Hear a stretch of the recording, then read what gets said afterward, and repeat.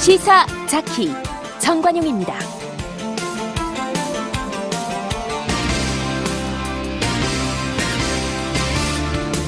여러분 안녕하십니까? 정관용입니다.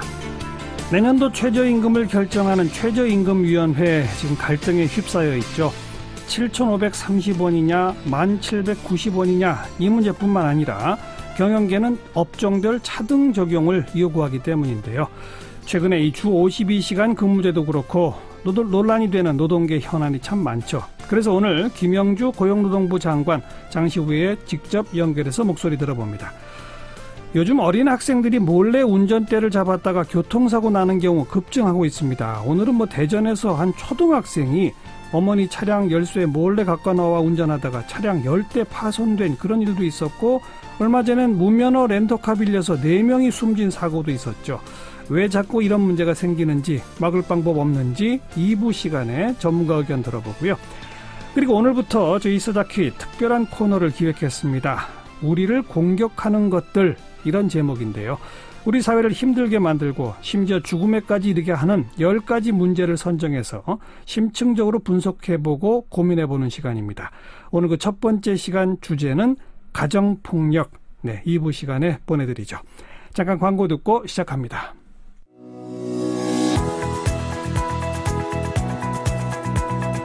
시사자키 정관용입니다는 청취자 여러분의 참여로 이루어집니다. 단문 50원, 장문 100원의 정보 이용료가 부과되는 문자 샵 1212로 보내셔도 되고요.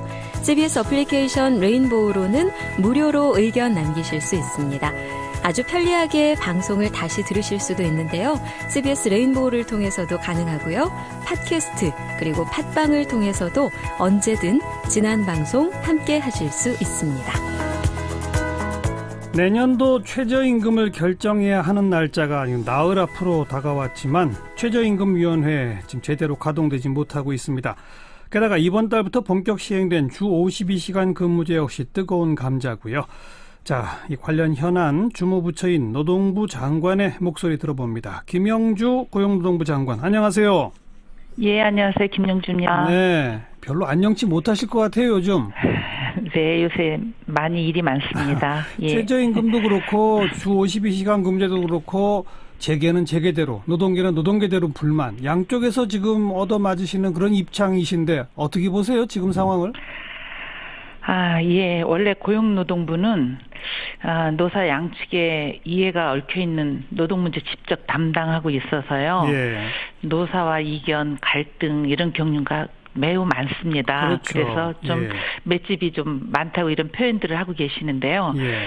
최근 언론에서 보도되는 지난 정부의 그 노동조합 설립, 부당노동 행위, 관여 혐의 등 노동계와 갈등이 많이 크지 않았었습니까? 그렇죠. 그래서 문재인 정부 들어서 이런 부분 바로잡으려고 했습니다. 예. 그래서 제가 대표적으로 취임하자마자 제일 먼저 양대 지침을 좀 폐기했습니다. 그랬죠. 그리고 OECD 국가 중에서 우리가 가장 장시간 노동으로 높은 과로사에 시달리는 또 이런 노동 현실 개선해서 예.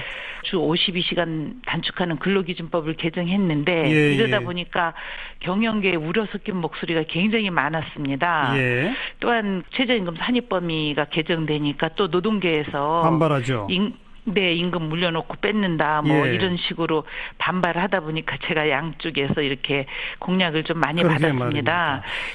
지금 장관님 쭉 언급하신 거 하나하나 제가 확인해 볼게요. 우선 네. 최저임금 관련해서는 지금 우선 재계 요구사항은 대폭 올리지 말고 특히 업종별로 차등해서 올리자라는 요구, 이거 어떻게 보세요?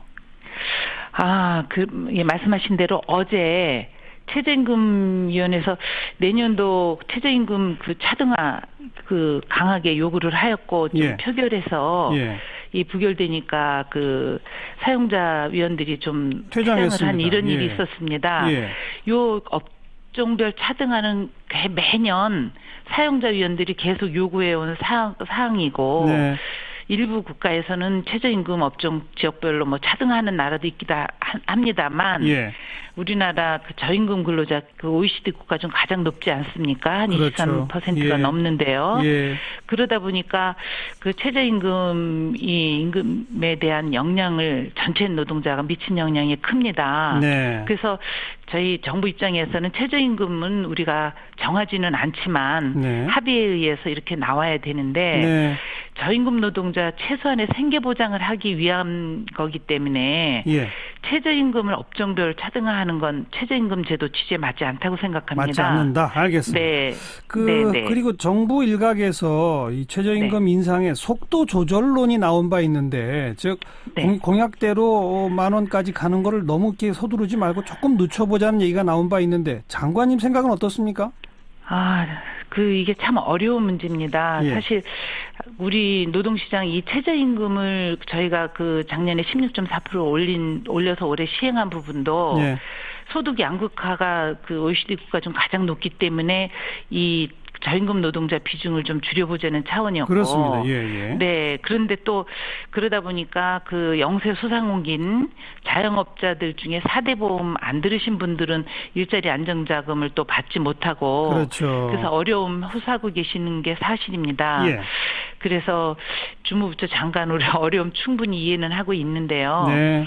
저는 최저임금위원회에서 노사공 협의 한번 지켜봐야 될 것 같고요.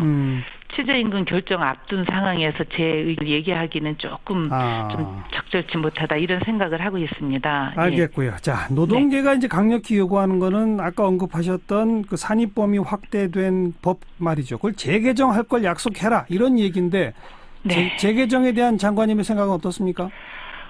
저는 그 국회가 여야 합의한 부분을 정부가 재개정안을 거론하는 건 좀 바람직하지 않다고 보고요. 아하. 이것 때문에 양대 노총이 지난번에 최저임금위원회 뭐 사회적 대화기구 불참 선언을 했습니다. 예. 다행히 한국노총 지난 6월 말에 복귀 참여해서 지난주부터 참여는 하는데 예.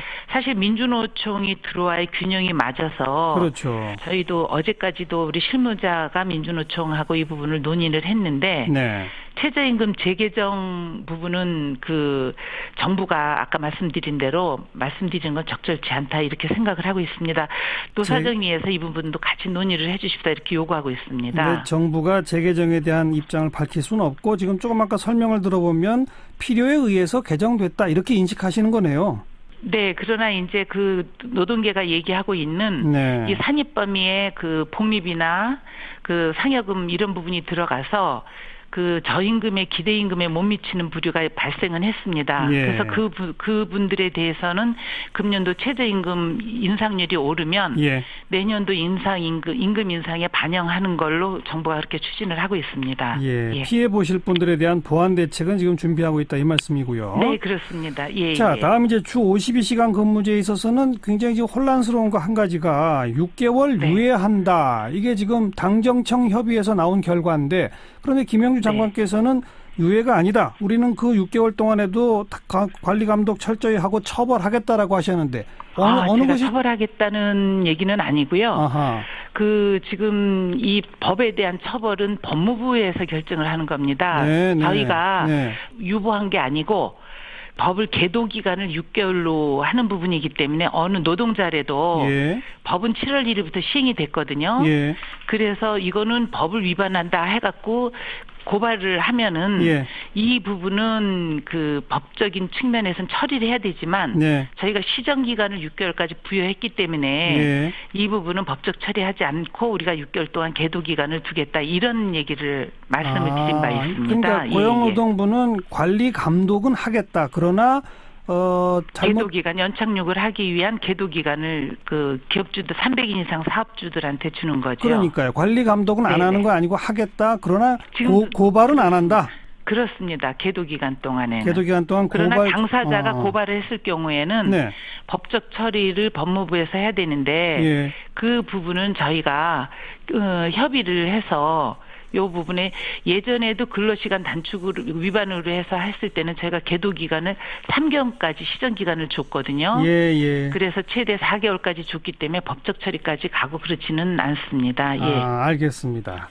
자, 네네. 그다음에 이제 뭐 굵직한 최저임금하고 주 52시간 근무제에 대한 건 여쭤봤고 아주 뜨거운 현안 몇 가지 꼭 짚을 게 있어서요. 먼저 쌍용차 지금 해고 노동자 남아 있는 문제. 심지어 문재인 대통령도 인도에서 이 마인두라 회장 만나서 관심도 표명했는데 일각에서는 이거 이대로 그냥 노사에 맡겨놓을 수 없다. 정부가 좀 적극적으로 개입해야 되는 거 아니냐라는 주장이 있습니다. 어떻게 생각하세요? 이 쌍용차 이 부분을 정부가 개입할 수는 없는 문제입니다. 그래요? 다만, 예. 그 대통령께서 마인드라 그 그룹의 회장께 쌍용차 해고자 복직 문제, 쌍용차 문제를 말씀드린 거는 이 부분이 쌍용차를 인수할 때 예. 마인드라 그룹에서 그 일정 기간을 두고 이 복직 해고자들을 복직하겠다고 얘기를 했거든요. 그렇죠. 근데 지금 전체 그 복직 해당자가 160명인데 아직 121명이 남았습니다. 맞습니다.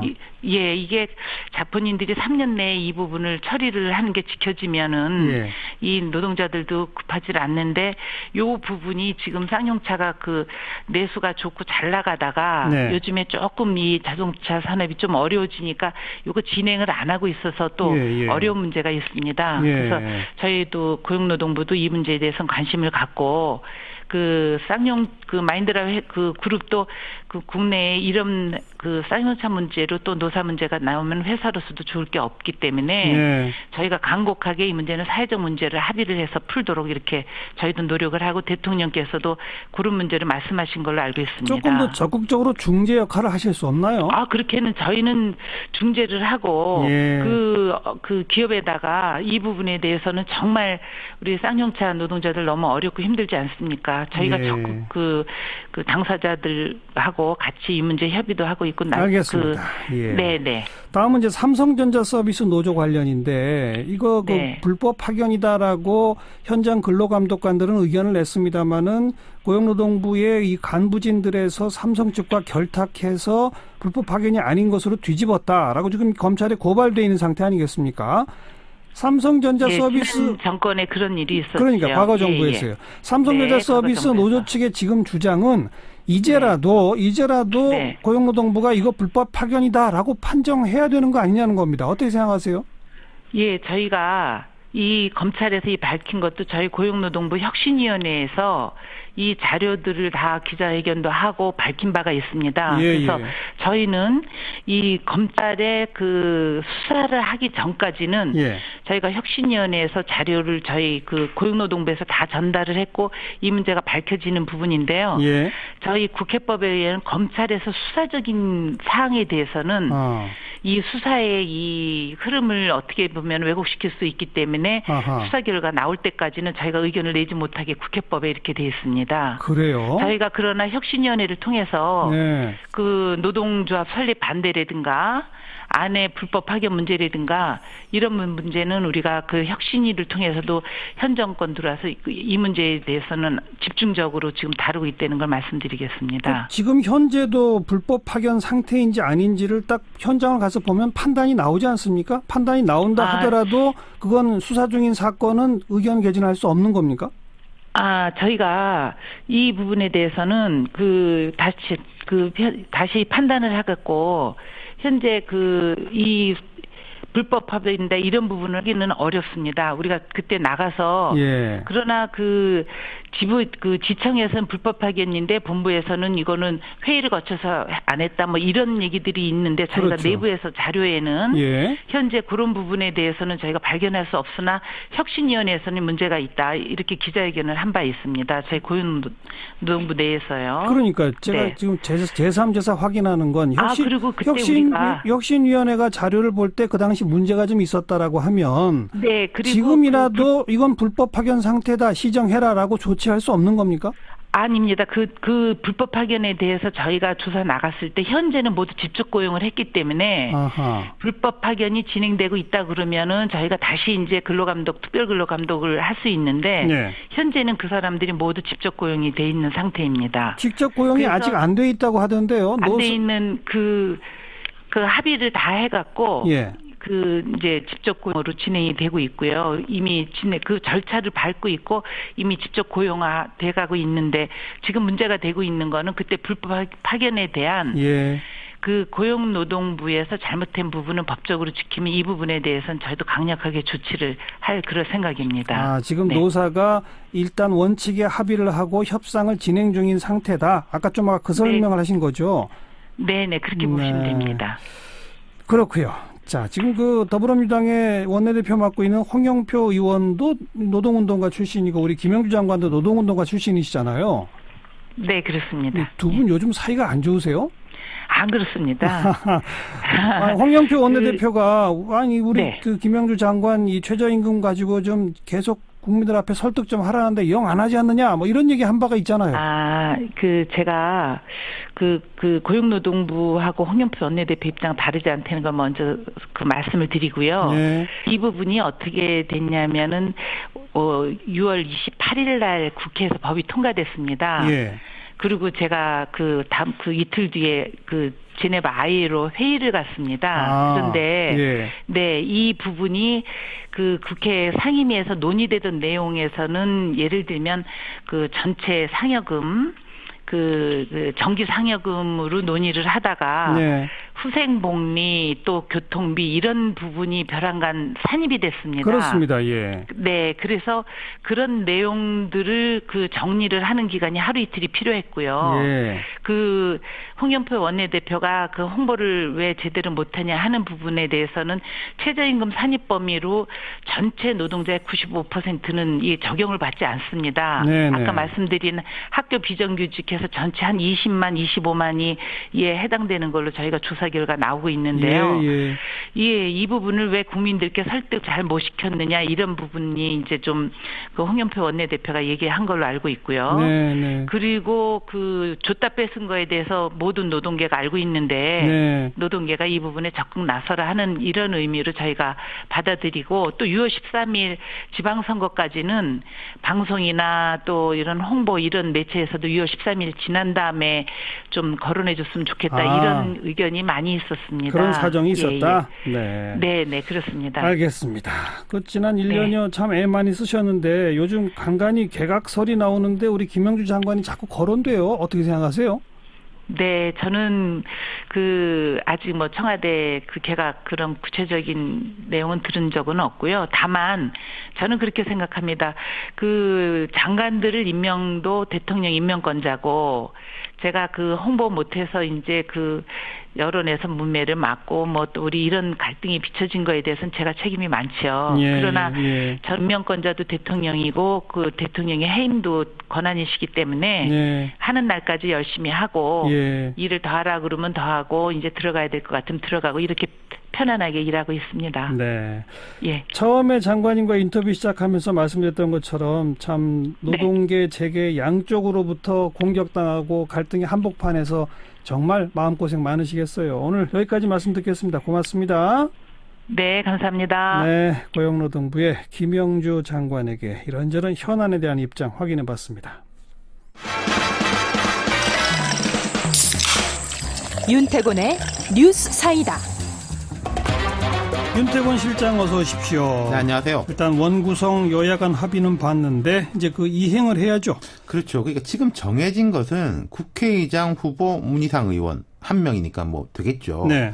그리고 각 상임위에 대한 정당별 배분뿐입니다. 누가 위원장 되고 누가 어느 위원 되는지는 다 유동적이에요. 예. 뭐 소신파도 있고 경선도 있고 눈치 작전도 치열하고 그렇습니다. 일단 당별로 보면은 국회의장은 민주당, 부의장 2명은 자유한국당, 바른미래당이 맞는데 자유한국당에서는 정진석, 이주영 의원이 경선. 예, 바른미래당에서는 정병국, 주승용 의원이 경선 이렇게 됩니다. 상임위는 이제 교육문화체육관광위원회를 나누기로 했어요. 교육하고 문화체육관광위. 그렇죠. 워낙 여기 좀 너무 광범위해가지고. 그리고 이제 윤리특위를 비상설기구로 전환해가지고 대신에 상임위 숫자는 18개 그대로 유지. 민주당 8, 한국당 7, 바른미래당 2, 평화정의 1 이렇게 된 거죠. 네. 쟁점이었던 법사위는 자유한국당으로 간 거고. 그때 말씀드린 대로입니다. 법사위원장 자리는 한국당, 대신에 권한은 줄인다. 이렇게 합의를 한 거죠. 예. 그리고 이제 뭐 보면은 손익 계산이 있는 거죠. 민주당은 청와대를 소관으로 하는 국회 운영위원장 자리를 가져왔고 기재위, 정무위, 과기정보방송통신위, 국방위, 여가위, 행안위, 문화체육관광위 위원장을 맡기로 했어요. 예. 그 한국당은 법사, 국토교통, 외교통일, 보건복지, 산업통상자원 중소벤처기업위, 환노위, 예결특위를 가져왔습니다. 바미당은 교육위, 정보위, 평화정의는 농림축산식품해양수산위 이렇게 맡게 됐습니다. 비상설특위는 민주당이 남북경협특위와 사법개혁특위, 자유한국당이 윤리특위, 에너지특위, 바른미래당이 4차 산업혁명특위, 평화정의가 정치개혁특위 이렇게 맡게 됐어요. 아까 그 자유한국당이 예산결산특위위원장을 가져갔어요? 그렇죠. 보통 예결특위는 여당이 하지 않았었나요? 그러니까 이게 지난번에 민주당이 예결특위를 가졌어요. 야당인데 그 대신에 그때 정보위하고 운영위하고 법사위를 다 그 한나라당 자유한국당이 가졌었다 말씀드렸지 않습니까? 그게 이제 거꾸로 좀 나눠진 거죠. 그러니까 민주당은 뭐 기재위, 정무위 이런 경제 관련 핵심 상임위를 맡은 데 대해서 대체로 잘했다 이런 분위기고 한국당도 실속을 챙겼다는 평가예요. 아까 방금 말씀하신 예결위. 그리고 노른자위로 불리는 국토교통위, 산자위, 그리고 그 통회통위 같은 경우에도 남북 관계 이렇게 진척될 거니까 아주 이제 핵심 상임이지 않습니까? 예. 그런 것을 맡았고 특히 이제 예결위, 국토교통위 여기는 돈 표되는 데거든요. 뭐 보통 인기 상임위, 비인기 상임위, 그럼요. 그 기준이 돈이에요? 국토위 같은 경우엔 예산 범위가 제일 많습니다. 그리고 뭐 다리를 놓는다, 길을 닦는다 이런 거 많이 하잖아요. 지역구의 사업들. 그럼요. 그렇죠. 그러니까 특히 이제 좀 서울이 아닌 곳의 의원들에게서 특히 인기가 많아요. 그러니까 네. 자유한국당에서 영남권 의원들은 항상 국토위 가고 싶어하고 뭐 충청권, 강원권, 호남권의 이제 여당 의원들도 국토위 많이 가고 싶어하죠. 과거에는 이제 정무위나 기재위가 일이 어렵다고 꺼려하는 분위기였는데 요새는 인기 상임입니다. 그렇죠. 네. 기재위는 예산 다루죠. 그럼 또 정무위는 금융 관련된 거 그런 거. 대기업. 예. 대신에 비인기 상임위가 환노위, 농해수인데 환노위 방금 김영주 노동부 장관 말씀드렸지만은 참 어려운 곳이고 빛은 안 나고 뭘 해도 욕 먹거든요. 양쪽에서 다. 저쪽에서 욕 먹고. 또 환경 같은 경우에도 최근에 라돈 침대 같은 거 뭐 이런 거 항상 터지는 곳이지 않습니까? 여기는 항상 정수를 못 채워요. 네. 그래서 각 당들이 억지로 환노위에다 의원들을 배정하면서 이른바 이제 끼워 팔기를 하는 거죠. 환노위 가는 대신에 예결특위 같이 시켜주겠다, 뭐 정보위 시켜주겠다 이런 식으로 하는 거죠. 이게 예. 좀 씁쓸한 단면입니다. 농해수위도 그런데 이번에 약간 달렸던 게 민평당이 처음부터 농해수위는 우리 몫이다 이랬거든요. 민평당 의원들이 대부분 전남 전북의 이제 어촌 농촌에 많지 않습니까? 네. 지지층한테 어필할 기회가 된다 이렇게 그렇죠. 보는 거죠. 정의당이 환노위를 원했었는데 안 됐죠. 그렇죠. 이게 그러니까 정의당이 환노위를 못 가져갔다는 것도 있지만은 그 평화와 정의 모임이 교섭단체를 구성했지 않습니까? 그렇죠. 이제 네 번째 교섭단체다 보니까 이쪽은 한 개 이런 식으로 배정이 됐는데 그럼 거기선 또 의석수가 그 평민당이 월등히 많으니까 평민당이 우선권이 있는 거 아니겠어요? 그러니까 그렇게 이제 농해수위. 밀린 거죠. 예. 이제는 의원들 배정, 그다음 상임위원장 뭐 결정 이런 것들이 남아 있죠. 그렇죠. 뭐 아까 제가 말씀드린 대로 인기 없는 상임위에 들어가면은 정보위, 예결특위 이런 식으로 해주고 대신에 인기 좋은데 상임위가 되면은 뭐 참 이런 말씀드리기가 부끄러운데 그 여가위 같은 데가 인기 없는 데거든요. 그 겸임 상임위 중에 네. 그런 데를 이제 같이 해야 된다 뭐 이런 식으로 되는 거고 지금 그리고 또 하나 좀 안 좋은 소리가 들리는 게 있어요. 뭐죠?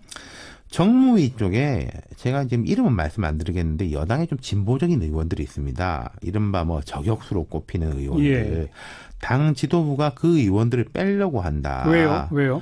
지금 이제 청와대에서 이제 규제 개혁 완화 많이 강조하지 않습니까? 예. 그 중에서 그런 거에 반대할까봐 뺀다는 거죠. 그거나 확인해 봅시다. 네. 정말 좀 진보 성향 의원이 정부에서 빠지는지. 네. 수고하셨어요. 감사합니다. 윤태권 실장이었어요. CBS 1분 기상정보입니다. 북태평양 고기압이 확장하면서 이번 주말까지 계속해서 30도를 크게 웃도는 무더위가 기승을 부리겠는데요. 습도 또한 높기 때문에 불쾌지수가 높은 날씨가 이어질 것으로 보이니까 건강관리에 유의를 하셔야겠습니다. 현재 곳곳으로 폭염특보가 내려진 상태고 앞으로 특보는 확대 강화될 가능성이 높겠습니다. 내일 아침 최저기온은 오늘과 비슷해 서울 24도 등 전국이 22도에서 25도의 분포가 예상되지만 낮 기온은 오늘보다 2, 3도가량 더 오를 것으로 보이는데요. 대전과 광주, 대구, 포항, 울산이 35도까지 오르면서 상당히 덥겠고 서울과 수원, 원주는 32도가 예상됩니다. 오늘 밤 전국에 가끔씩 구름이 끼는 가운데 밤까지 내륙을 중심으로 5에서 30mm 정도의 소나기가 오는 곳이 있겠습니다. 1분 기상정보 포스코와 함께합니다.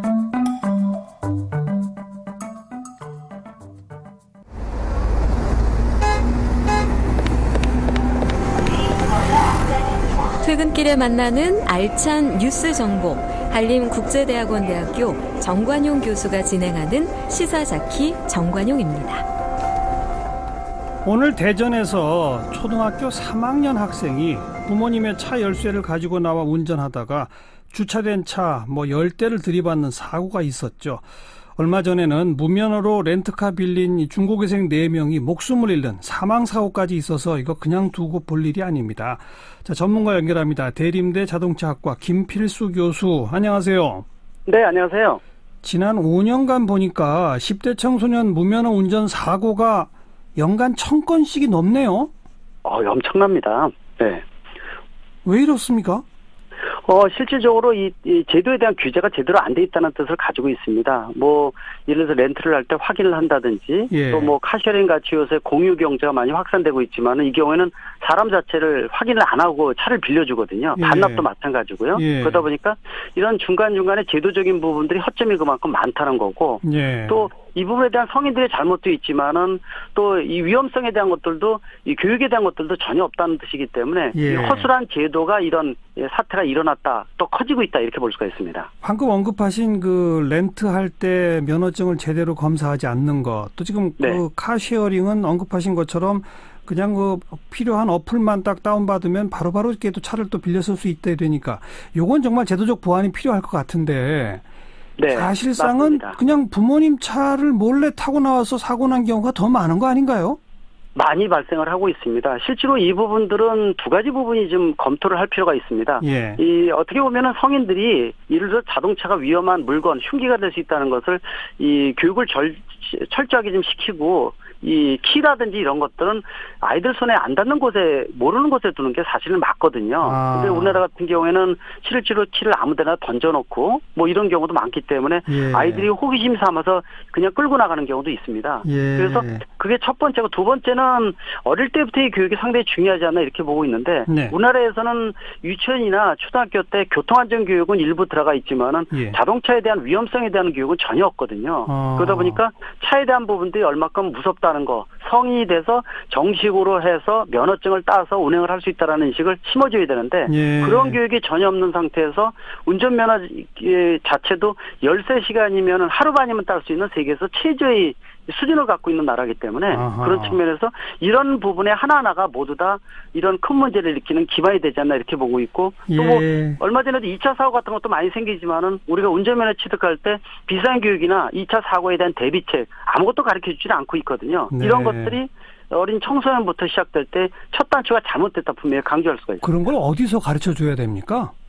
이거는 어릴 때부터 이 일본이라든지 선진국에서는 유치원에서 이런 안전교육에 대한 부분들이 있어요. 예를 들어서 교통안전교육도 신호등 어떻게 지나가고 보행 통로 횡단보도 어떻게 지나가는지도 가르쳐주지만은, 네. 예를 들어서 차에 앉아서 아이들이 차를 느끼면서 배우면서 차가 얼마큼 위험하다는 거, 이거는 함부로 하면 안 된다는 것도 많이 가르쳐주고 있거든요. 예. 근데 우리나라에서는 아예 그런 교육 자체가 없고요. 네. 그러다가 성인이 돼서 운전면허도 체조 안에 13시간으로 끝나는, 그래서 예. 면허를 따더라도 길거리에 나오기가 두려워서 다시 재교육을 받는 이런 반복된 부분이기 때문에, 알겠습니다. 선진국을 보면 얼마든지 이 벤치마킹 할 수 있는 사례는 많다고 볼 수가 있습니다. 그러니까 지금 보행자 안전 위주로 되어 있는 그 유치원 초등학생 교통안전교육, 이거부터 우선 내용을 바꿔야 되겠네요. 네, 자동차 그렇습니다. 운전대는 함부로 잡으면 안 된다, 건드리면 안 된다, 뭐 이런 것부터 시작을 해야 되겠군요. 그렇습니다. 거기다가 아까 말씀하신 대로 카시어링 같이 지금 이 경우에는 렌트는 그나마 이 얼굴을 확인하니까 이 빌릴 때 상당히 두려움을 많이 느끼지 않습니까? 네. 하나하나 있는데. 네. 근데 그것도 좀 잘못되어 있는 부분도 있지만은 이 카시어링 같은 경우에는 아예 휴대폰하고 신분증하고 이 신용카드 하나만 있으면은 얼굴도 한번 그냥 빌려주고 반납도 확인을 안 하거든요. 예. 이런 부분들은 더더욱이 확대될 가능성이 있기 때문에 제도적 보완 분명히 필요하다고 강조할 수가 있습니다. 렌트 업체에 대한 관리 감독, 그다음 카쉐어링에 대한 제도 보완, 꼭 정말 네. 필요할 것 같고요. 네. 그 언급하신 운전면허 한때는 물면허라고 하다가 또 한때 불면허라고 하다가 요즘 그러니까 김필수 교수 보시기에는 여전히 물면허인 겁니까? 맞습니다. 예전에 이 간수화 8년 전에 간수화 이후에 그 이전만 하더라도 쉬운 시간 이상 교육을 하다가 두 번의 간수화를 거쳐서 13시간을 줄었거든요. 네. 중국도 60시간 넘고 일본도 50시간이 넘어서 2, 3개월부터 반년 정도가 걸립니다. 네. 호주는 4년 걸리고요. 프랑스는 3년, 독일은 2년이 걸립니다. 정식 면허까지요. 그래요? 그래서 운전면허증은 공로상에 우리가 엄히 얘기하면 살인면허증이라고 얘기할 정도로 다른 사람의 생명을 담보로 한다 이렇게 얘기를 하거든요. 예. 그래서 규제가 아니라 강화를 하면 할수록 교통사고를 줄이는데 아시겠지만 작년 2017년에 우리나라 교통사고 사망 수가 4,180명인데요. 네. OECD 평균의 3배가 넘습니다. 그래서 정부에서 뭐 2, 3개월 전에 이 반으로 줄이겠다가 선언을 했지만은 이런 근본적인 제도부터 안 돼 있는 상태에서는 한계가 예. 있다고 분명히 볼 수가 있어서 이 첫 단추부터 다짐해야 된다 분명히 강조할 수가 있습니다. 교수님 강조하신 그 선진국이 몇 년 하는 거는 그러니까 먼저 임시 면허를 주고 그리고 몇 년이 경과해야 정식 면허를 주고 이런 거군요. 맞습니다. 그래서 길거리에서 교통사고 없이 또 차종별, 배기량 이런 것들이 이 급에 따라서 규정이 돼 있고요. 사고 없이 1년, 2년 지난 다음에 나중에 정식 면허로 바꿔주는데 그렇게 오래 걸린다는 뜻이기 때문에 예. 실제 길거리에서의 익숙한 실제 비상사고라든지 대처 방법 이런 것들을 익히지 않는다면은 자격이 없다는 뜻인데 우리는 말씀드린 대로 하루 반이면 따고 중국에서도 관광을 와서 3일 동안에 따서 가는 나라니까 중국에서도 우리나라 정부에다가 니네 운전면허 이 관광용으로 발급되지 않게끔 해달라고 공문을 받을 정도니까 심각하다고 볼 수가 있습니다. 운전면허를 조금 더 엄격하게 네. 발급해야 한다는 말씀까지 들었고 또 하나 뜨거운 감자가 네. 뭐 10대 청소년들 지금 현재는 18세 이상만 운전면허를 딸 수 있게 돼 있지 않습니까? 네. 이거를 한 16세 정도로는 낮춰야 되는 거 아니냐. 그러면서 운전면허를 딸 수 있는 기회는 제공하되 또 거기서 엄격하게 교육하는 것이 나은 거 아니냐. 이런 주장에 대해서 어떻게 생각하세요?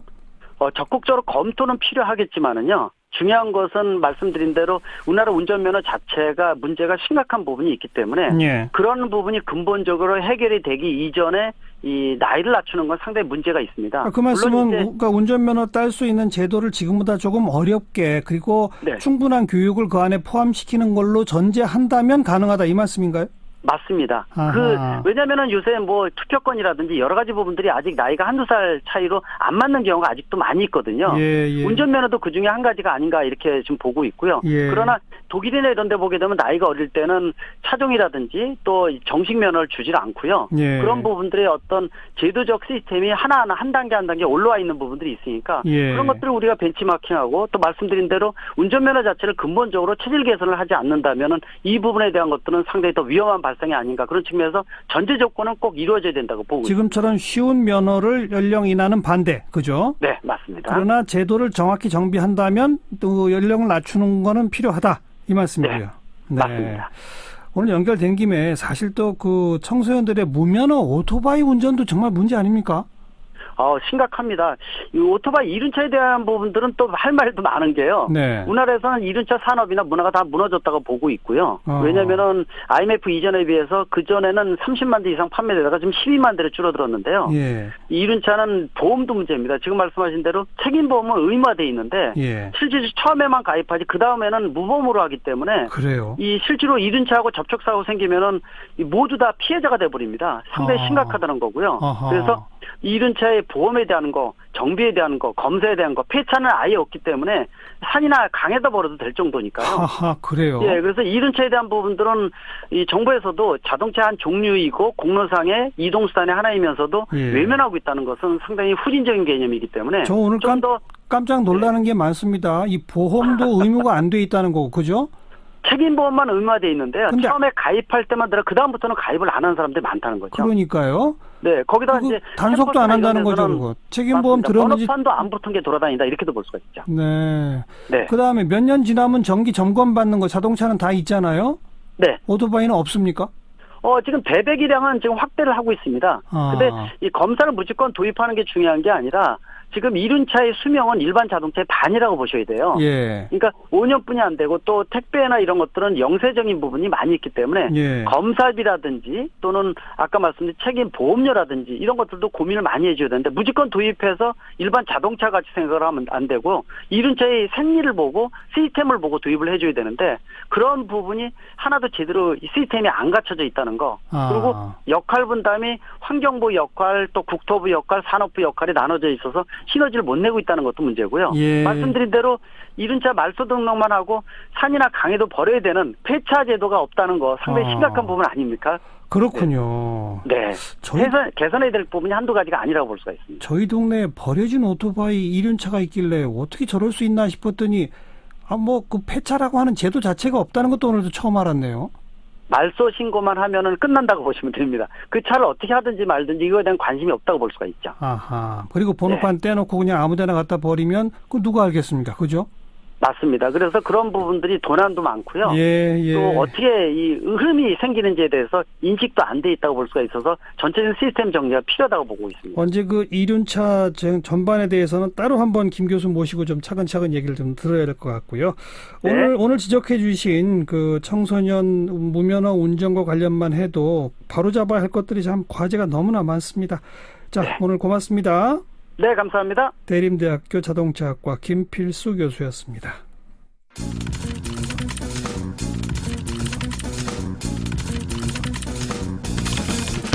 김민아의 시사위키. 김민아 기자 어서 오십시오. 안녕하세요. 오늘 시사위키 첫 번째 항목은요. 워마드가 뭐길래인데요. 워마드라는 사이트에 이 천주교에서 예수님의 몸이다 이렇게 신성시하는 성체를 훼손을 하고 이 신성모독을 하고 있는 그런 글이 올라와서 지금 논란이 되고 있습니다. 이게 최근에 규모가 커지고 있는 해화역 시위와도 맞물려서 여러 가지 얘기가 나오는데요. 워마드가 뭔지 모르겠다 이런 분도 있기 때문에 좀 심도 있게 알아봤으면 좋겠습니다. 먼저 워마드가 뭐예요? 한마디로 이제 페미니즘과 인터넷 논리의 결합 이렇게 봐야 되겠는데요. 아하. 이게 이제 강남역 살인 사건 이후에 여성들이 겪는 일상의 위기감 이게 메갈리아라는 인터넷 사이트를 통해서 표현이 됐었죠. 워마드는 여기서 한 단계 더 나아간 그런 주장과 논리들이 있는 사이트라고 봐야 되겠습니다. 메갈리아가 뭔지 모르는 분들도 많아요. 그렇습니다. 우선 메갈리아는 뭐고 워마드는 또 어떤 차이가 있는 거예요? 먼저 메갈리아는 이제 그 대표적으로 이제 미러링이라는 얘기로 이제 많이 알려져 있는데 이 메갈리아에 참여했던 사람들이 주로 이제 했던 행위죠. 이게 여성들이 느끼는 여러 가지 성차별을 남성들도 느껴봐라 이런 취지로 여성 혐오를 형식만 바꿔서 그대로 이제 되돌려주는 그런 것들을 한 거거든요. 예. 말로는 설명이 잘 안 되고 공감을 못 하니까 직접 느껴봐라 이런 거였죠. 그런데 워마드의 경우에는 이런 미러링을 어떤 남성들의 공감을 불러일으키는 것보다는 주먹 경쟁의 하나의 도구로 사용하는 걸 더 중요시하는 그런 모습을 보이고 있습니다. 좀 예를 들어서 말씀해 보세요. 이게 무슨 뜻인지. 방금 말씀드렸다시피 미러링은 남성의 이제 공감을 유도하는 거였는데 워마드의 경우에는 미러링이라는 행위 자체를 얼마나 더 극단적으로 하느냐 이걸 놓고 서로 이제 경쟁을 하고 있다 이런 얘기인 것이죠. 그래서 대상의 성별이 남성인 경우에는 무조건 조롱하거나 비난하거나 또 해코지를 예고하거나 이런 일을 하는 건데 앞서 이제 성체 훼손도 결국 예수님이 이제 그 남성이다 이 얘기거든요. 남성이기 때문에 그렇게 조롱하겠다 뭐 이런 얘기였는데 그래서 이제 이번 사건과 같은 이상한 일도 벌어지고 또 없는 얘기를 막 지어내는 이런 일도 있습니다. 이 주목을 더 많이 받기 위해서요. 네. 그래서 인터넷상에 지금 워마드가 한 나쁜 짓이다 이렇게 돌아다니는 내용 중에는 뭐 실제 행위가 이루어졌는지 아닌지 확인할 수 없는 것들도 많은 그런 상태입니다. 그동안에 문제가 됐던 게 예를 들어서 어떤 것들이죠? 여자 화장실 몰카가 사회적 문제가 되니까 이걸 뭐 금지시키는 게 아니라 반대로 남자 화장실 몰카 영상을 공유를 해버린다든지 또 임산부석에 앉아있는 남성의 사진을 인터넷에서 유포한다든지 이런 사건들이 있었고요. 또 독립운동가가 남성이라는 이유로 이 독립운동가의 사진에 낙서를 하고 뭐 모욕을 하는 그런 사건들도 좀 화제가 됐었습니다. 그러다 보니까 워마드를 두고 여성 일배 뭐 이런 표현이 등장한 거군요. 그런 셈이죠. 일베는 이제 일간베스트라는 사이트의 줄임말인데 이것도 이제 인터넷 커뮤니티죠. 노무현 전 대통령을 비하하는 소재로 합성문을 만들어서 뭐 지속적으로 유포하는 걸로 많이 알려져 있는데요. 여기도 이제 역시 주목 경쟁이라는 측면에서 어마드의 행위와 좀 유사한 점이 있습니다. 그런데 이 일베와 어마드가 좀 극단적인 것뿐이지 이런 일들은 사실 인터넷에서 각종 소재로 또 흔히 이루어지고 있는 상황이기도 하거든요. 최근에 유튜브라든지 이런 이제 플랫폼들은 실제 이런 식의 주목 경쟁이 또 수익으로 이어질 수 있다. 이런 점을 보여주는 사례로 등장하고 있습니다. 실제 수익으로 연결된 사례가 있어요? 이번에 이제 그 노이즈 마케팅과 비슷한 원리인데 이게 관심을 끌면 더 많은 사람이 영상을 보고 그러면 광고 수익이 증가한다는 거거든요. 최근에 이제 해화역 시위에 이제 비판적인 남성이 유튜브로 이 시위를 중계하려다가 제지를 당했는데 이 사실 때문에 오히려 유명해져서 광고 수익이 증가한 그런 사례가 있었고요. 아하. 반대로 미러링을 한다면서 이 유튜브로 남성을 계속 모욕하면서 또 관심을 끌고 그것이 이제 유명해져서 수익으로 연결된 그런 사례도 지금 있는 상황입니다. 뭐 이번에 워마드 사이트 폐쇄시켜달라 이런 뭐 청원 게시판에 글도 올라왔다면서요? 그렇습니다. 청와대 국민청원 게시판에 쭉 몇십 개씩 올라온다는데 근데 일베도 그렇고 워마드도 그렇고 뭐 사이트가 폐쇄되면 다른 데서 똑같은 일을 또 하면 그만인 거거든요. 그래서 좀 이 근본적인 차원을 같이 봐야 되는 건데 지금 걱정이 되는 것은 기득권의 유리한 구조를 바꾸자 이게 아니라 어떤 성소수자나 난민 혐오 등을 통해서 이 또 다른 특권화를 요구하는 상황처럼 비춰지고 있다. 바로 이 점입니다. 왜냐하면 이게 서구에서는 이른바 극우주의 정치로 나타난 그런 상황이었기 때문인데요. 어쨌든 이 상황 자체가 여성차별이라는 현실적 문제로부터 나왔으니까 이것에 대한 사회적 해결책을 같이 모색해야 좀 근본적으로 문제가 해결될 것 같습니다. 인터넷 공간의 자정 기능이라고 하는 게 참 좀 혹시 약해지는 거 아닌가 참 걱정이 되네요. 지금 참 그런 상황인 것 같습니다. 자, 시사위키 두 번째 항목은요. 자유한국당은 어디로 이렇게 정해봤는데요.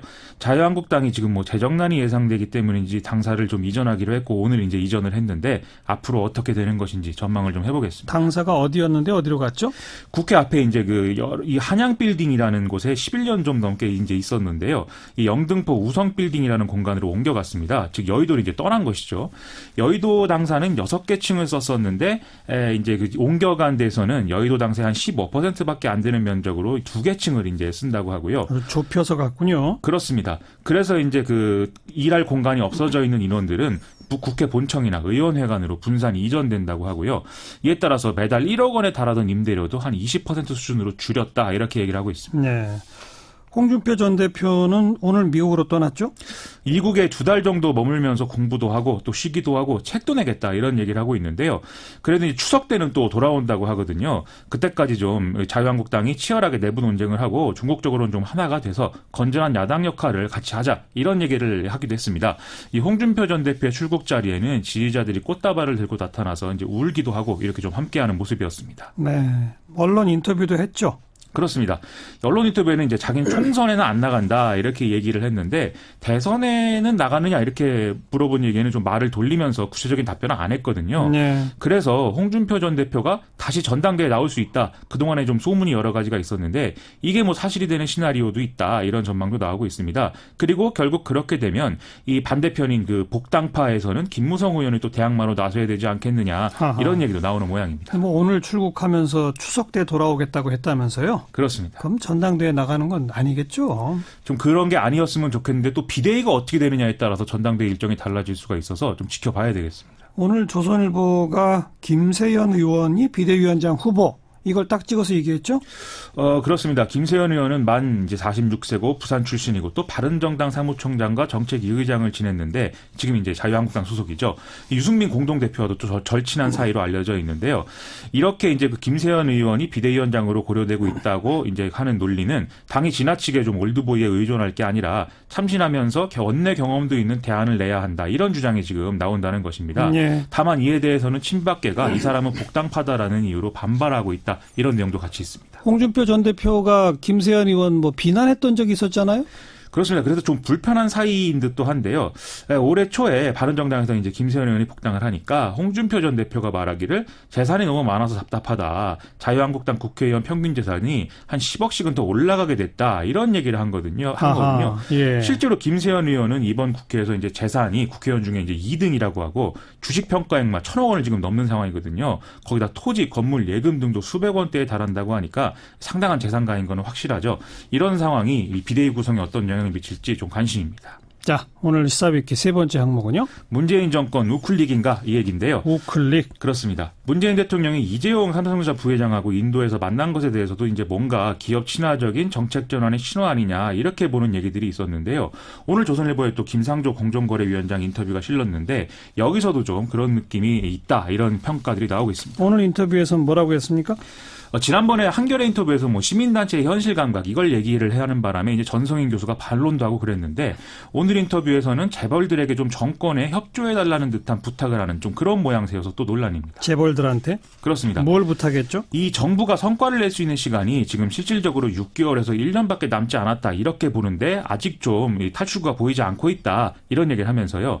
규제 혁신으로 기업들의 숨통을 좀 틔워줄 테니까 이재용, 정의선, 최태원, 구광모, 신동빈 등의 이 재벌 총수들 도 지배구조 개선이라든지 새로운 비즈니스 모델 제시를 좀 자기 이름을 걸고 해달라 이런 취지의 이제 주장을 내놨다는 것이죠. 문재인 대통령도 이재용 부회장 만나서 뭐 투자 고용 늘려달라 이런 부탁했었잖아요. 그렇습니다. 이제 언론 보도에 의하면 실제로 삼성이 투자 및 고용 계획을 지금 검토하고 있는 상황이다라고 이제 얘기가 나오고 있는데요. 삼성전자가 결론을 어떻게 내리느냐에 따라서 이 정부와 대기업 간 관계가 지금과 좀 달라질 수 있다 이런 평가를 언론들이 내놓고 있는 상황이죠. 네. 그리고 뭐 케임브리지 대학 교수죠. 장하준 교수. 지금 정책실장 맡고 있는 분의 사촌 동생이죠. 그렇습니다. 예. 뭐 그 발언이 또 화제가 되던데요. 그렇습니다. 이 세계적 경제학자이기도 하죠. 이 장하준 영국 케임브리지대 교수가 어제 이제 정경련이 주최한 토론회에 참석을 해서 지금 경제 상황에 대한 어떤 경고들을 내놨는데요. 요약하자면 이런 얘기입니다. 단기 이익을 추구하는 외국인 주주들 때문에 지금 기업이 장기적 투자를 망설이고 있고 이게 우리 경제를 저성장 상황에서 못 벗어나게 한다 이 얘기인데요. 예. 심지어 정부가 지금 재벌의 지배구조 개선을 시도하고 있는데 오히려 그것 때문에 엘리엇 같은 외국 자본이 지금 문제를 더 심화시키는 구실을 주는 그런 상황으로도 이어지고 있다. 이런 얘기였습니다. 실제로 엘리엇 같은 경우에는 이 제일모직과 삼성물산 합병에 반대 의견을 내서 화제가 되기도 했고 최근에는 또 현대차 그룹의 지배구조 개선 상황을 무력화시키는 이런 역할을 하기도 했었죠. 그래서 장하준 교수의 대안은 뭡니까? 가중 의결권 제도를 도입하자 이 얘기를 하고 있는데요. 가중 의결권? 그렇습니다. 투기 자본의 폐해를 막기 위해서 1년 이하 보유 주식의 경우에는 뭐 예를 들면 1주 1표 2년 보유는 2표, 3년 이하 보유는 5표, 뭐 5년 이하 보유는 10표 이런 식으로 장기로 이 주식을 보유한 주주들에게 의결권을 더 많이 주자 이런 얘기거든요. 여기다가 특히 이제 노동자나 지역사회 대표를 이사로 경영에 참여시켜서 기업의 장기적 성장에 관심 있는 사람들의 목소리를 이런 뭐 다른 투기 자본보다 더 많이 반영해야 된다 이런 주장을 좀 공격적으로 내놓는 상황이었습니다. 네. 그런데 또 이렇게 할 경우에는 투기 자본에는 제약이 가해지는데 재벌 총수에게는 또 유리한 측면이 생길 가능성도 있는 것이거든요. 그렇죠. 이 점을 같이 봐야 될 것 같습니다. 이렇게 하면 또 재벌 편든다 얘기 들을 수 있잖아요. 그런 상황도 될 수가 있는 건데요. 그래서 이 딜레마적 상황이다. 이렇게 봐야 될 것 같습니다. 단순화시켜서 말하면 이 재벌의 경제 집중 문제를 해결하려고 하면 투기 자본이 유리해질 수 있고 또 투기 자본의 영향력을 줄이려고 하면 오히려 재벌에 득이 되는 이런 이제 상황들이 반복될 수 있다는 건데요. 이 딜레마를 탈출하려면 장하준 교수가 이제 얘기한 것처럼 좀 사회적 대화 이런 것들이 가능해야 이 균형 관계가 좀 깨질 수 있는 것이거든요. 예. 이번에 문재인 대통령이 인도에서 마인드라 그룹 회장을 만나서 쌍용차 문제 해결을 요구하지 않았습니까? 그래서 이런 사건은 이제 이 맥락에서는 좀 긍정적으로 평가할 수 있다 이렇게 얘기를 하겠는데요. 물론 아직도 여러 가지로 갈 길이 먼데 정부가 좀 이런 강론에 대해서 좀 제대로 된 대안을 내놨으면 좋겠습니다. 네, 여기까지 수고하셨어요. 고맙습니다. 김민아 기자였습니다.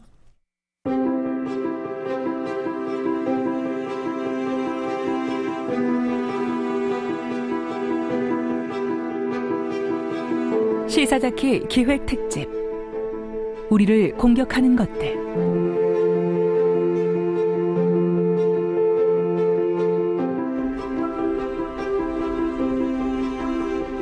네, 저희 시사자키가 이번 달부터 기획한 특집 코너입니다. 우리 생명의 존엄성 이런 걸 좀 일깨워보자는 취지로요. 제목을 우리를 공격하는 것들이라고 붙였습니다. 2018년 현재 한국 사회를 살고 있는 우리를 죽음으로 몰고 가는 10가지의 문제들을 선정해서 좀 심층적으로 들여다보고 대안을 고민해보는 시간, 이게 격주 정도로 마련할 예정인데 오늘 그 첫 번째 주제 가정폭력 문제입니다. 뭐 때리는 남편, 맞는 아내 아직도 있을까 싶지만 여성의 전화 상담 건수 가운데 무려 43%가 여전히 가정폭력 문제라고 하죠. 또 심지어 목숨을 잃는 여성들도 적지 않다고 하고요. 자, 이 문제의 실태가 어떠한지 그리고 법과 제도는 제대로 돼 있는지 앞으로 무엇을 어떻게 해야 할지 전문가 초대해서 하나하나 살펴보도록 합니다. 범죄심리학자이시죠? 경기대학교의 이수정 교수 나오셨어요. 어서 오십시오. 네, 안녕하십니까. 옛날에는 가정폭력은 각자 가정에서 알아서 해 이거였는데 네, 그래도 한 1, 20년 전부터 우리가 여기 뭐 법도 도입하고 해서 좀 많이 줄어들었지 않나라고 생각했는데 네. 아닌가요? 가정폭력 처벌법을 특례법의 형태로 이제 도입을 했죠. 그래서 그 안에서 피해자에 대한 뭐 임시조치나 긴급 임시조치처럼 피해자의 생명권을 보호할 수 있는 많은 이제 새로운 제도들을 도입을 했는데요. 예. 근데 문제는 근본적으로 가정폭력 사건 자체가 감소하는 건 절대 아닙니다. 지금 오히려 증가 추세이고요. 증가예요? 네, 지금 이 가정폭력과 같은 이제 이 일상에서의 폭력은 이거는 좀 검증을 해봐야 되지만 살기가 얼마나 각박해지느냐하고 굉장히 연관성이 높습니다. 그러다 보니까 네. 경제 사정이 나빠지면 뭐 이런 사건들이 일시적으로 늘기도 하고 그런데 지금 워낙이 지금 상황이 안 좋다 보니까 밖에서 이제 제대로 풀리지 않으면 집에 가서 폭행을 하는 뭐 일종의 주치폭력처럼 일어나는 이런 일들이 여전히 많이 발생하고요. 그러다 보니까 지금 오히려 늘어나는 게 그 추세입니다. 뭐 통계로 입증될 수 있는 게 있습니까 혹시? 네, 뭐 통계 자료 제가 지금 수치를 가지고 오지 않아가지고 정확히 알기 어려우나 지금 이제 가정폭력 사건의 신고율은 늘어나고 있고요. 그런 연유는 경찰이 5, 6년 전부터 이제 체포 우선주의라는 걸 도입을 했습니다. 그러다 보니까 이제 과거에는 입건조차 하지 않았던 사건들에 대하여 입건은 하는 이런 이제 상황이 된 거죠. 그런데 문제는 입건은 하나 그 이후 절차가 프로세스가 잘 되지 않습니다. 그래요. 그래서 결국에는 상담 조건부 기소유예가 돼서 불기소나 기소유예로 전부 다 이제 증발하는 사건들이 현재 되고 있어서 결국은 이제 구속률이나 또는 유죄 판결률 또는 징역률 이런 것들은 과거에 비하여 하나도 나아진 바가 없습니다. 네. 외국하고 비교하면 어떻게 됩니까? 특히 이제 뭐 비교를 한다면 이제 가정폭력으로 인해서 목숨을 잃는 사람들의 숫자 같은 것들은 이제 상호 비교가 되거든요. 유엔에서 보면 이제 살인 통계 같은 것들을 이제 리포트를 하기 때문에 그래서 이제 피해자의 성비를 가지고 보통 통계치를 산출을 합니다. 그래서 보통 우리나라의 경우에는 전체적으로 이제 살인률이 낮은 국가입니다. 뭐 거의 뭐 인구 10만 명당 한 2점대 후반, 2점 몇 명대, 3.3명 까지는 되지 않는 그 정도의 인명피해가 나는 비교적 안전한 국가에 속하는 건 맞습니다. 그건 다행이고요. 네. 그런데 문제는 이제 피해자의 비율, 성비를 보면 좀 양상이 다른데요. 서구 사회는 보통 보면 폭력적인 행위를 하는 사람들이 주로 남자가 많습니다. 그렇죠. 네. 조직폭력도 대부분 남자들에 의해서 일어나고 마약이나 총기 사용하는 사람들도 남성 비율이 많다 보니까 결국은 그런 와중에 이제 강력범죄에 기인해서 목숨을 잃는 성비로 따지면 남자들이 보통 영국이나 미국이나 또는 호주 같은 경우에는 한 70% 정도를 차지하거든요. 살인 피해자. 네, 살인 피해자 남성들이 일반적으로 많습니다. 왜냐하면 폭력에 친화적이기 때문에. 이해가 갑니다. 네, 그런데 문제는 우리나라는 남성의 비율이 동등합니다. 남녀가? 오히려 최근 통계치, 작년도 통계, 재작년 통계는 여성이 조금 더 많은 것으로 그렇게 이제 보고가 되고 있습니다. 간단히 그러니까 살해되는 사람이 서구 사회는 남성이 훨씬 많은데 한국은 그렇습니다. 여성이 조금 더 많을 정도다. 네. 여성이 뭐 한 160여 명, 뭐 130명에서 한 160여 명 이 정도가 이제 매년 최근에는 살해되는 것으로 보이는데요. 그런데 이제 그런 선례가 사실은 많지가 않습니다. 다른 나라에서? 네, 다른 나라에서는. 그러니까 우리나라 같은 경우에 굉장히 특수 상황인데 총기도 금지돼 있고 마약도 금지돼 있고 소위 이제 청정국인데요. 그런데도 여성들이 이렇게 많이 죽는 이유가 뭐냐. 그걸 이제 사실은 많은 해외 연구자들도 굉장히 궁금히 여기는 점이거든요. 그래서 이제 살인 통계들을 보면 우리나라에서 유달리 많은 유형의 살인 사건은 이제 가족들끼리 주고 죽이는 사건입니다. 그래서 친족 살인이 외국 서구 사회의 통계치에 비하여 한 4배 정도가 많습니다. 4배나. 네. 예. 뭐 외국은 이제 아이들이 성장하면 이제 대학교 때부터 다 집을 떠나기 때문에 그렇죠. 존속살인 비율도 적은데다가 아동학대는 외국의 경우에는 굉장히 엄격하게 규율하기 때문에 사실은 아동학대만 일어나도 다 분리가 되기 때문에 네. 죽음에 이르는 경우가 별로 없고요.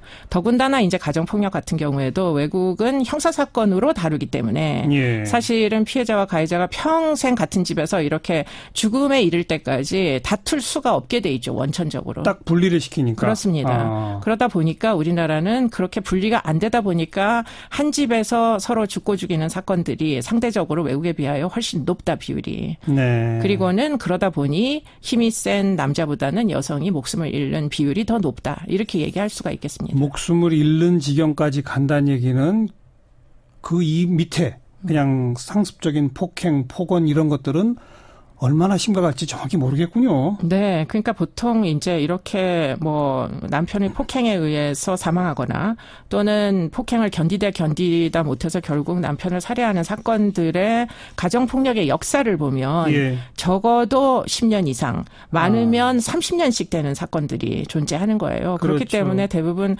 혼인 초기에 이런 인명손실이 일어나는 게 아니라 많은 경우에는 이제 혼인 초기에 신고를 합니다. 살려달라고.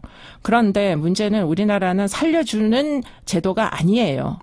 가정폭력처벌법의 주요 목적은 가정을 보호하는 게 목적이다 보니까 경찰이 비록 현장에 출동한다 손 치더라도 사실은 가정폭력을 형사사건처럼 처리하지 않습니다. 그래요? 그러다 보니 일종의 계도 그리고는 선도 그리고는 이제 검찰로 송치가 되더라도 상담 조건부 기소 유예 일종의 용서죠. 상담을 이제 빌미로 한 예. 그런 식으로 결국에는 가해자가 모두 가정에 그대로 있는 상태에서 뭐 처분을 부가적으로 받아가지고 가정은 유지되되 가해자는 좀 갱생이 됐으면 좋겠다. 이런 건 희망사항일 뿐 사실은 폭력의 습벽은 그렇게 쉽게 40시간 정도 교육받는다고 쉽게 고쳐지는 습벽이 아닙니다. 네, 그러다 보니까 결국에는 혼인 초기에는 경찰에다 신고를 하기도 하지만 시간이 오래되면서 결국 경찰도 나를 구제해 줄 수 없다는 걸 깨닫게 되면 더 이상 신고도 하지 않고 또 대부분 이런 가정폭력 가해 이제 남성들은 친정 식구들하고 분리를 시키거든요. 이사를 네. 간다거나 또는 예. 뭐 위협을 해서 친정 식구들과 연락을 못하게 한다거나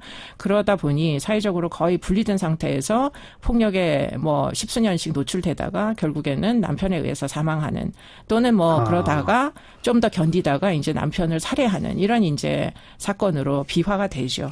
기본적으로 그 가정폭력 범죄의 처벌 등에 관한 특례법, 또 가정폭력 방지 및 피해자 보호 등에 관한 법률, 이런 것들이 가정폭력은 일반 형사사건, 폭행사건보다 더 엄하게 다루겠다는 취지로 만들어진 거라고 저는 알고 있었는데 아닌가 봐요. 문제는 목적 조항입니다. 목적이 뭔데요? 가정을 보호하는 것이 목적이죠. 피해자를 보호하는 것이 목적이 아닙니다. 그래요? 네. 근데 결과적으로 작동하는 그 원리가 일반 폭행 사범을 처벌하는 그 원리보다도 미약해진다? 그렇습니다. 그래요? 네. 그렇기 때문에 결과적으로 이제 또 한 가지 그렇게 약해질 수밖에 없는 연유는 형사사법 기관에만 책임이 있는 게 아니고요. 네. 사실은 피해자 본인들에게 있습니다. 반의사 불벌자가 존재하는 거예요. 그렇기 때문에 신고를 했다가도 뭐 하루 이틀 분리가 된 상태에서 결국 생활비가 떨어지고 이러면 결국은 남편을 용서를 해달라, 집으로 돌아오게 해달라 이렇게 계속 이제 헤어지지 못한 채 가정에서 가해자와 피해자가 계속 폭력 상태에 노출이 되는 예컨대 피해자가 결국에는 국가가 나서가지고 피해자를 적절히 경제적인 문제까지 해결을 해줘야 되는데 결국 잠깐 동안 일시 보호소는 있을 수가 있어요. 그런데 일시 보호가 영구 보호가 안 되고 여성들이 그 짧은 기간 동안 생활 능력을 갖추기가 어렵다 보니까 결국은 피해를 당할 것을 뻔히 알면서도 가정으로 돌아가서 고소를 취하하게 되는 겁니다. 그 방금 언급하신 그 일시 보호 시설 쉼터에 피해 있는데 거기까지 찾아와서 난동을 피운 남편 요 사례 그 곽지연 리포터가 직접 취재를 좀 했는데요. 잠깐 들어보죠. 사실은 가정폭력 피해 여성들한테 중요한 거는 안전과 이제 노출의 문제를 방지하는 건데, 왜냐하면 가해자의 집요한 추적은 상상을 초월할 정도이거든요. 저희 가정폭력 피해자 보호시설에 이제 쉼터에 가해자가 침입을 했습니다. 저희들은 당연히 경찰을 믿고 신고를 했습니다. 근데 출동한 경찰이 가정폭력을 여전히 이제 집안일로 생각하면서 집 나간 여자 그리고 애를 찾으러 온 아빠 이 정도로 해서 가해자의 대변인을 자처했던 매우 안타까운 사건이 발생을 했습니다. 방금 목소리는 한국여성의전화 고미경 상임대표 목소리인데, 네. 그게 지금 이 경우는 그 경찰의 태도와 자세에 분명히 문제가 있는 거네요. 네, 그렇습니다. 쉼터까지 찾아온 남편, 그래서 신고를 했더니 경찰이 와서 아니 집 나간 부인과 아이를 만나러 왔는데 이런 식의 태도를 보였다는 거 아닙니까? 네. 피해자의 안전이 우선이라기보다 가정이 다시 화목하게 되라고 권고를 하는 거죠.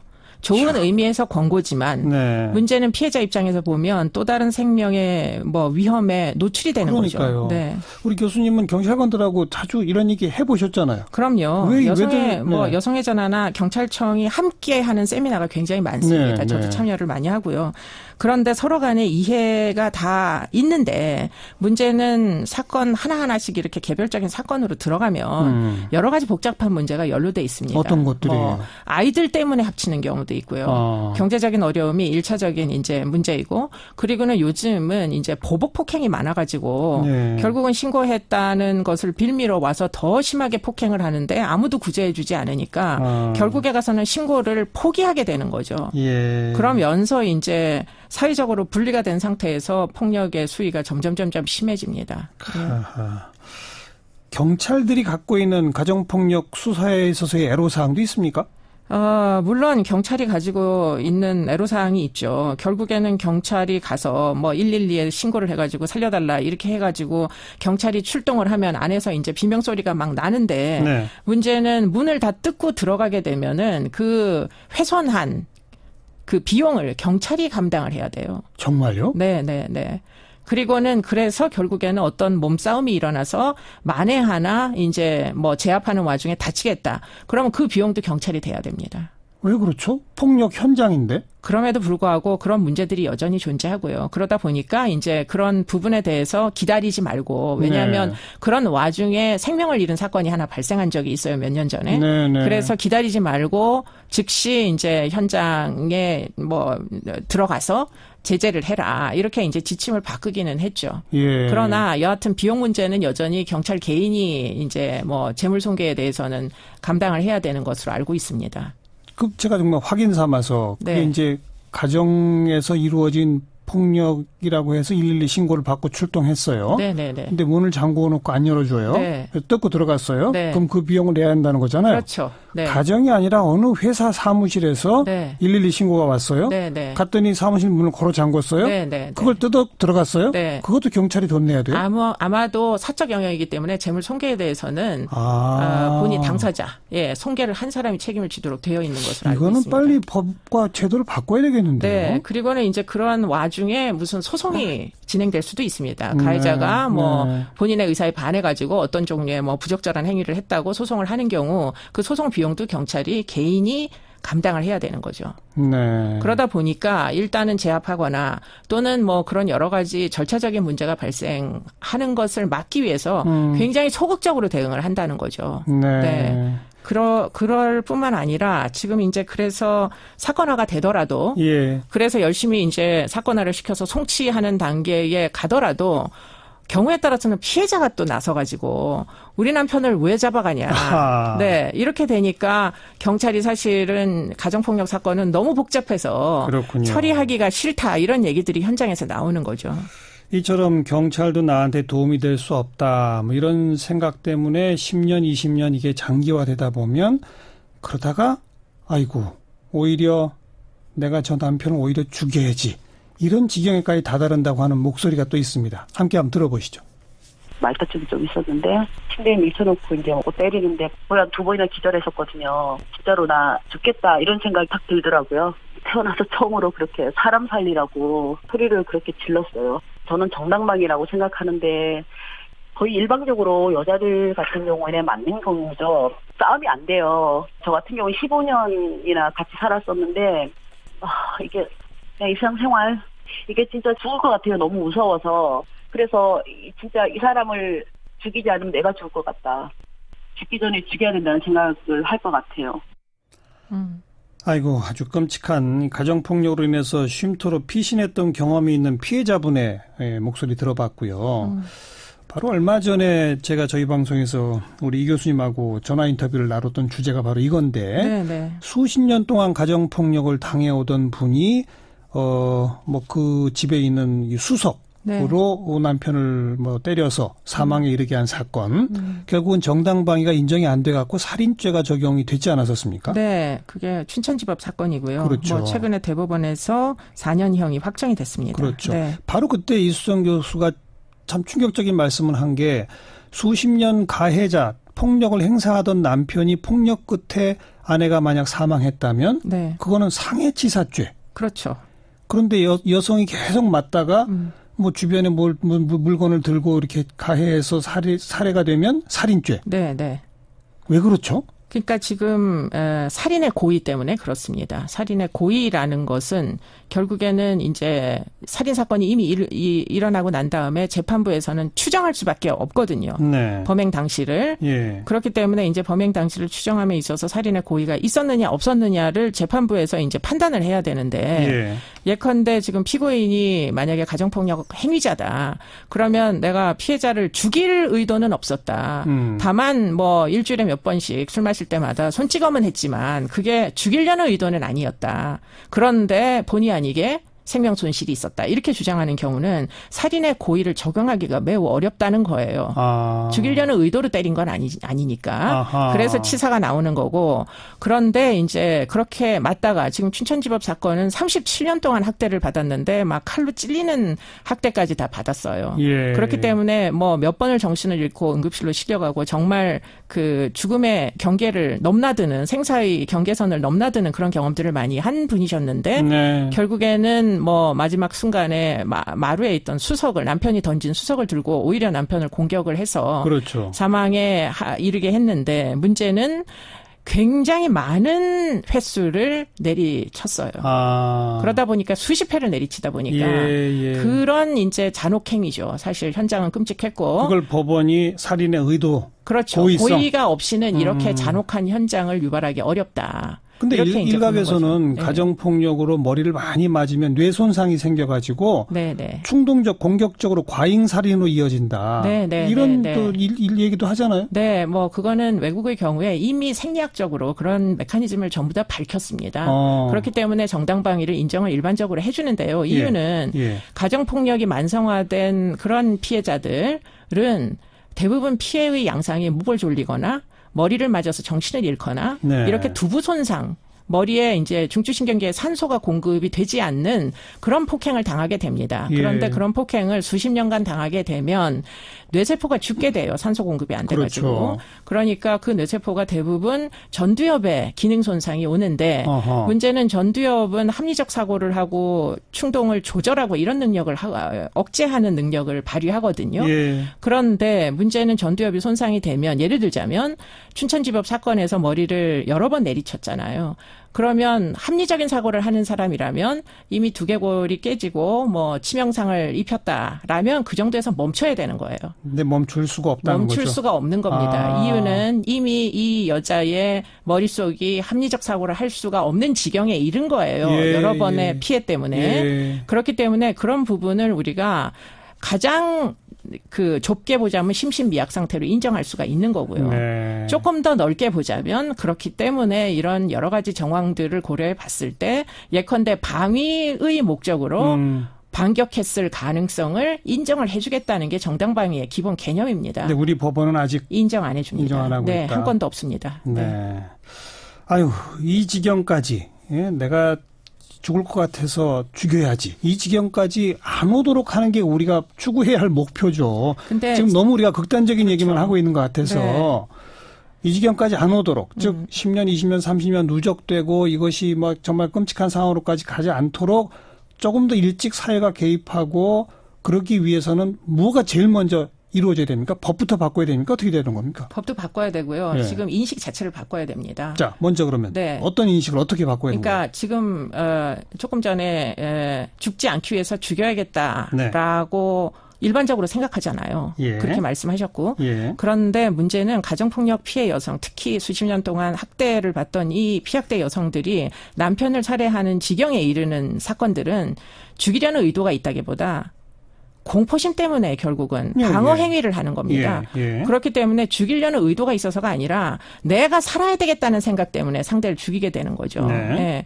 그렇기 때문에 앙심 때문에 죽이는 게 아니라 공포 때문에 결국은 인명피해가 나는 거죠. 그렇기 때문에 그 부분에 대해서 좀 인정을 해달라. 사회적으로? 네. 자기가 살고 싶은 욕구라는 게 있을 수가 있다는 걸 좀 인정해 주시고. 알겠습니다. 결국은 방위의 개념으로 좀 인정을 해 주십사. 그 부분이 좀 이해도를 넓혀야 될 필요가 있고요. 그리고는 이제 법률적으로 좀 신경을 써야 될 부분이. 뭘 어떻게 바꿔야 돼요? 목적 조항이 제일 문제입니다. 피해자를 보호해야지 가정을 보호해서 뭐합니까? 폭력이 있는데. 그렇기 때문에 그런 부분을 일단은 개정을 해야 되고요. 그리고 또 한 가지는 외국의 경우에는 길거리에서 사람을 때리는 사건이나 집에서 사람을 때리는 사건이나 다르게 처리하지 않습니다. 사실 똑같아야 되죠. 똑같아야 되는 거죠. 똑같이 목숨은 귀중한 거고 잃을 수도 있지 않습니까? 그렇기 때문에 이런 것들 그냥 형사 사건으로 처리를 하는 거예요. 그렇기 때문에 뭐 피해자의 반의사 불벌죄, 피해자 의사 물어볼 리가 없죠. 길거리에서 맞는 사람한테 저 때리는 사람 어떻게 할래라고 물어보지 않고 그냥 입건하고 그냥 기소하잖아요. 그렇죠. 그렇기 때문에 지금 이 가정폭력도 역시 같은 절차로 적용을 해야 한다. 피해자 보호가 우선이어야 되고 피해자가 좀 반의사 불벌죄를 요구를 해도 남편 처벌하지 마세요. 이렇게 얘기를 해도 당신이 일단 목숨을 구하는 게 우선이기 때문에 그렇죠. 일단은 처벌은 해야 된다라는 식으로 피해자의 의사에 전적으로 의존하지 말기를 부탁드립니다. 그렇기 때문에 형사 사법기관에서는 예컨대 의지를 가지고 이 폭력을 근절해야 되겠다는 생각으로 접근해야지 가정을 보호해야 되겠다는 생각으로 접근하는 동안은 이거는 결코 끝나지 않을 폭력입니다. 네. 목적 조항에서 피해자 보호라고 하는 걸 명시하라. 반의사 불벌죄와 같은 걸 없애라. 네. 그리고 일단은 일반 형사사건과 똑같이 가해자와 피해자를 완전 분리시켜라. 그렇습니다. 그 분리가 근데 너무 일시적으로 끝나는 것도 곤란한 거죠. 그렇죠. 안전해질 때까지 전담 법원은 지금 그 양상을 지켜보는 것이 외국에는 가정폭력 전담 법원이 있습니다. 이거는 한 번에 끝날 사건이 아니기 때문에 장기간 동안 법원이 주목을 하죠. 우리는 그런 전담 법원도 없고. 그렇습니다. 우리한테도 긴급 임시조치인가 하는 그런 조항이 있다면서요? 네, 있습니다. 그런데 문제는 엄격하게 집행이 안 되다 보니까 100m 접근 금지. 그러면 바깥에서 소리 지르는 거예요. 그 거리 밖에서 소리 지르고 SNS 하고 위협하고 뭐 그런 식으로 하기 때문에 사실은 접근 금지가 실효를 얻기가 어렵고 더군다나 경찰이 지켜주지 않죠. 그냥 명령만 선고만 뭐 내릴 뿐. 그러다 보니까 사실은 여러 가지 보복 범죄들이 굉장히 많이 발생하는 게 현실입니다. 알겠습니다. 오늘 아마도 많은 청취자분들이 맨 처음 제가 말씀드렸던 것과 비슷한 정도로 잘못 알고 계신 분들이 많을 것 같아요. 뭐냐면 한 10년, 20년 전부터 우리는 가정폭력 엄하게 처벌하는 걸로 다 법이 바뀌었을 텐데 이렇게 해서 알고 계시거든요. 저만 해도 그렇게 알고 있었으니까. 그런 법들이 만들어지긴 했으나 그 법이 서구에 비해서는 너무도 잘못된 조항들이 많다. 이거로군요. 그렇습니다. 네. 법 개정이 급선무다는 말씀인데 법 개정 되기 전이라도 지금 이 방송 들으시면서 내가 아니면 내 주위에 그런 폭력 피해를 받고 있는 분들한테 마지막으로 한 말씀 해주신다면요. 네, 저는 이제 범죄자들을 면담을 하다 보니까 모든 범죄, 모든 폭력의 근원에는 어린 시절의 가정폭력이 있습니다. 그렇기 때문에 가정폭력을 대응하지 않고 국가의 범죄를 줄인다는 것은 불가능하다라고 생각하는 게 맞는 것 같고요. 그런 차원에서 가정폭력은 결코 사소하지 않습니다. 알겠습니다. 우리를 공격하는 것들 그 첫 번째 시간으로 가정폭력 문제 다시 한번 좀 생각을 나눠봤습니다. 마지막으로 이 사회에 호소하는 한국여성의 전화 고미경 상임대표의 목소리 함께 전해 들으면서 마무리합니다. 이수정 교수 오늘 수고하셨습니다. 감사합니다. 신고해봤자 이걸 여전히 이제 집안일로 인식하는 사회적 분위기, 인식 때문에 가정폭력 가해자가 제대로 처벌 안 되고 나는 제대로 보호받을 수 없다는 그런 인식이 많은 것 같습니다. 그래서 저희 여성의 전화에서도 지금 현재 주력하고 있는 것 중에 하나는 가정폭력 처벌법의 목적 조항을 좀 개정했으면 좋겠다. 왜냐하면 여전히 가정 유지의 관점으로 그대로 있거든요. 그래서 저희들은 이제 이것을 개인의 인권을 보호하는 그런 목적 조항으로 개정했으면 하는 운동을 지금도 진행하고 있습니다.